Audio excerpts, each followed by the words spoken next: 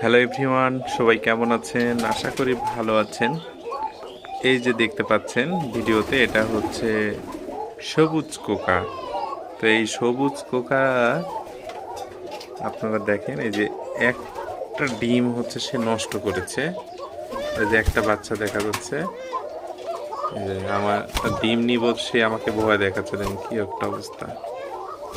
এটা হচ্ছে সবুজ কোকা, এটা হচ্ছে ফিমেল, আর এটা হচ্ছে মেল।